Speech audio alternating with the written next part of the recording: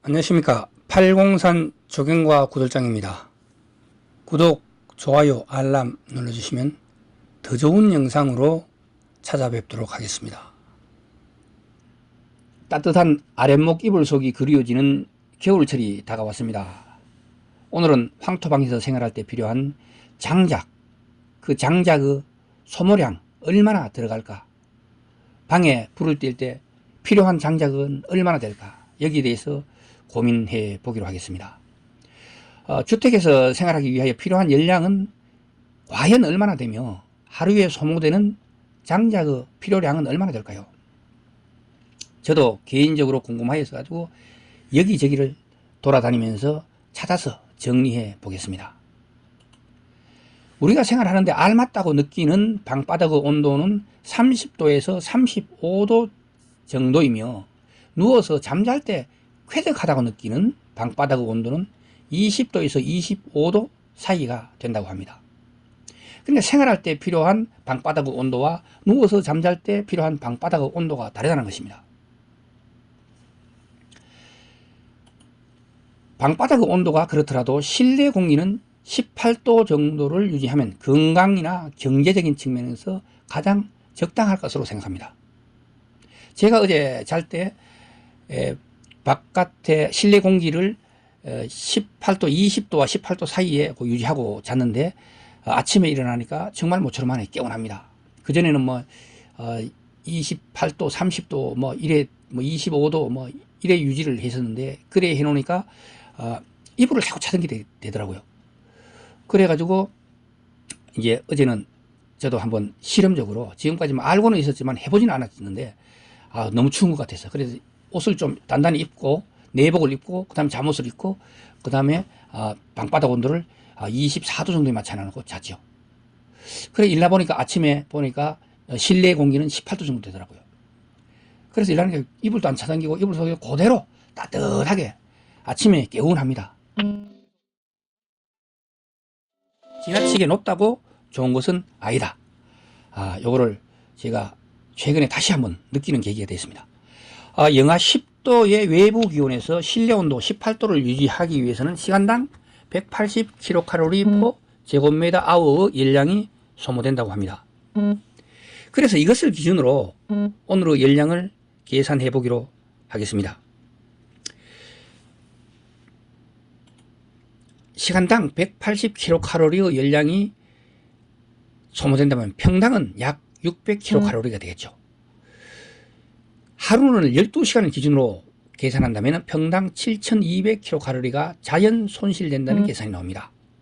12시간은 왜 하루에 12시간이냐? 아침 6시에 일하러 나갔다가 밤 8시에 6시에 들어와서 생활한다고 가정을 했을 때 방 안에 있는 시간이 12시간이라고 가정을 했을 때 이렇게 계산을 해보는 겁니다. 요거는 어디까지나 계산을 하기 위해서입니다. 그래서 5평이라면 하루에 자연 손실되는 열량은 약 3600kcal가 되는 것으로 계산이 되네요. 보통 장작의 열 효율은 킬로그램당 4500kcal 수준입니다.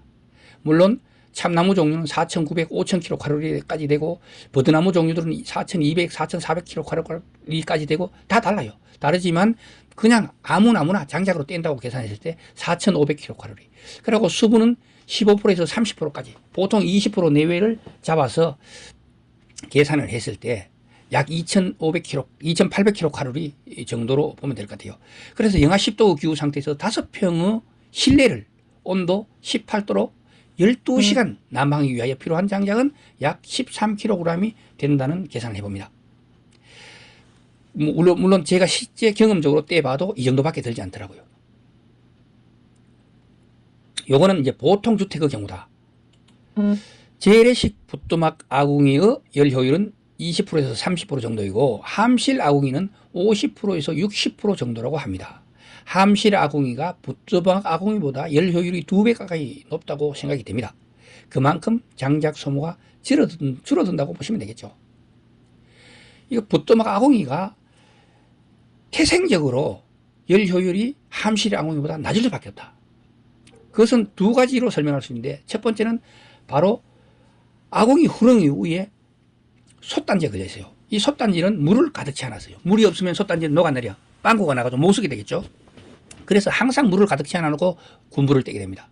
이 불을 떼게 되면은 이 불은 보통 온도가 뭐 1700도, 3000도까지 이래야 되는데 그 온도를 만들기 위해서는 뭐 가마처럼 뭐 해가 만들어야 되는데 계속적으로 지속적으로 떼고 불을 갖다가 돌리고 하는 이런 기술이 필요한데 그냥 방에서 불을 뗄 때는 1700도 정도밖에 안 되는 것 같아요. 근데 이 1700도가 불이 타자마자 올라가 딱 돼 있는 데가 바로 솥단지 아래겠죠. 이 솥단지 아래는 100도밖에 안 되니까 그 돼 있는 순간에 온도가 훅 하고 떨어집니다.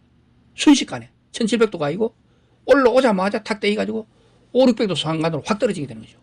떨어져서 머무느냐? 머무는 온도가 올라가겠죠. 그런데 그것이 순간적으로 불목을 타고 고래로 쑥 들어가 버립니다. 이러니까 이 아궁이 속의 온도는 400도, 450도 요 정도밖에 안 돼요. 부뚜막 아궁이가 한계입니다.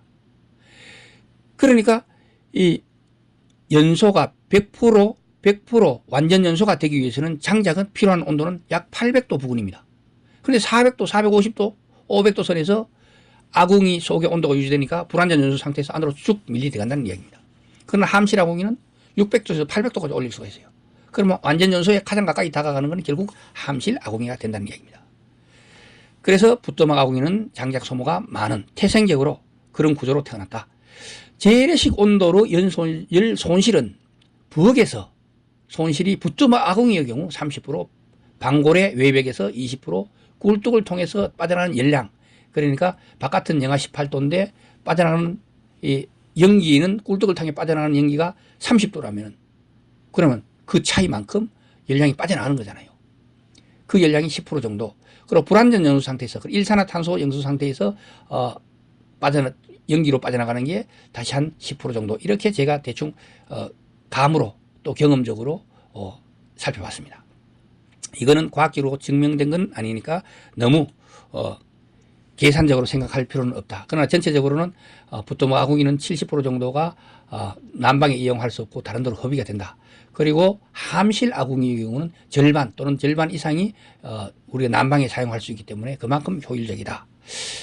물론 첨단 단열 공법을 이용하여 에너지의 낭비를 최소화한 건축물을 가리키는 패시브 하우스 경우 열량 방출을 최대한 줄이면 장작 소모량은 턱없이 낮아질 수도 있을 것입니다. 이건 사실이죠. 절반 또는 4분의 1 또는 10%까지도 줄이고 90%를 줄이고 10%가 필요한 경우도 만들 수가 있어요. 그만큼 열량 소비량은 이 보온하고 그 연관성이 깊다. 그리고 또 요즘 나오는 액티브 하우스, 이 액티브 하우스를 지어가지고 태양열을 이용해가지고 보조 난방을 얻는다면은 이건 더더욱 줄일 수가 있는 겁니다. 10% 밑으로도 가능하다. 그렇지만 이게 문제가 없는 걸까요? 문제가 분명히 있죠. 하지만 아궁이에서 불완전 연소 상태에서 떠도는 일산화탄소는 죽음의 그림자입니다. 그 일산화탄소가 방바닥의 미세한 틈이나 문틈이나 벽이나 창문 틈을 타고 방 안으로 유입되었을 때 사고가 발생할 수도 있으니 각별히 주의해야 됩니다. 약 70년대를 전후해서 그때 개발 시기였죠. 박정희 개발 독재가 그때 유신 때 이때 한참 그 세면을 지급하고 막 이런 게 많았어요. 그래서 개인 거로 지급한 것도 아닌데 개인이 빼돌려 가지고 그냥 뭐 집 짓는데 구들 놓는데 쓰는 것도 많았거든요.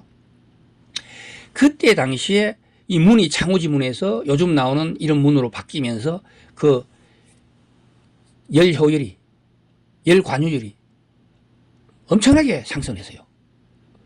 그때 이제 연탄 가스 중독 사고가 날마다 신문지면을 장식했죠. 그건 구조적으로 연탄 아궁이는 바로 방문 앞에 딱 설치해놨죠. 거기서 문틈으로 타고 들어가는 거. 또 그리고 세면을 갖다가 금방 해가지고 넣었을 때는 세면은 수분이 이탈되면서 수축되면서 금이 쩍쩍 갔어요. 방바닥에.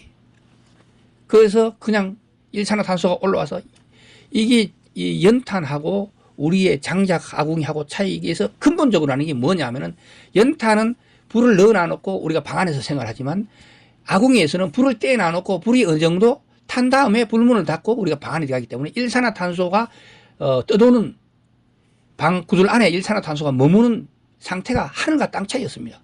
그러니까 부뚜막 아궁이나 우리가 아궁이를 장작을 떼는 거하고 이 연탄을 떼는 아궁이하고는 부뚜막이든 함실이든 하늘과 땅 차이였다. 그만큼 일산화탄소 중독 사고 일어날 가능성이 훨씬 높았다. 그 일산화탄소가 방 안에서 이 맴돌 때 그 맴돌고 마는 게 아닌 거죠. 그 예전에는 바람이 들어올 틈이 많아가지고 방바닥에서 새어드는 일산화탄소가 방 안을 맴돌지 않고 바람을 타고 밖으로 쉽게 빠져나갈 수 있었지만 지금은 그럴 곳이 거의 사라졌습니다. 요즘 구들 장인들 중에서 명장급 인사 또는 구들 장인 또는 구들 전문가라고 하시는 분들도 일산화탄소 유입과 그 처리 방안에 대해서 고민들을 하고 계십니다. 또 실제로 수도 없이 구두를 나오지만 그 사람들은 구두를 놓을 때마다 겁이 난다는 거예요. 왜냐하면 그 집이 다르고 그리고 집안이 다르고 그리고 자재가 다르고 건물이 다르기 때문에 놓을 때마다 사고 위험이 있다는 거예요. 그래서 옛날에는 까치구멍 또는 바람구멍, 숨구멍이라 해가지고 방에 조그만 아래 위에 뜰 보는 사람들도 많이 있었습니다. 그게 결국은 방 안에 일산화탄소를 처리하기 위한 그 고민의 결과라고 생각이 됩니다. 구두를 손수 놓으실 계획을 가지고 계신 분이라면 예전 오두막살이, 황토방, 초가집에서 살 때의 경험이나 지켜본 경험 이런 것을 바탕으로 해보겠다는 생각은 접어야 되겠습니다. 반드시 구들 전문가와 상담하거나 도움을 받아서 구들 놓기 작업을 해야 되겠다. 요즘 그 많잖아요. 그 창주의 유민구들이나 뭐 평창의 그 구들협회나 뭐 이런 데서 그 교육하는 데가 많아요. 그 경남의 그 흑과 구들인가 그 문재남 원장님의 양산, 경남 양산에 그 교육하는 데도 있고, 대구에서도 교육하는 데 있고, 교육하는 데 전국에 다 있으니까 거기서 반드시 교육을 받고, 그 다음에 익힌 다음에 몸으로, 손으로 익혀야 됩니다, 구들은. 구들은 기능이지 기술에 보다는 기능에 가까운 거예요. 그러니까 익힌 다음에 하시기를 간곡히 부탁드립니다. 오늘은 여기까지 하도록 하겠습니다. 날이 차갑게 느껴지는 2019년 10월 9일 한글날 아침입니다. 강력한 태풍, 슈퍼 태풍 하기비스가 도쿄를 향해 빠르게 북진 중이라고 합니다. 간접 영향권에 들 수 있다고 하니 감기 조심하시길 바라면서 오늘의 이야기를 마치도록 하겠습니다. 지금까지 803 조경과 구들장이었습니다. 구독, 좋아요, 알람 눌러주시면 더 좋은 영상으로 찾아뵙도록 하겠습니다. 감사합니다.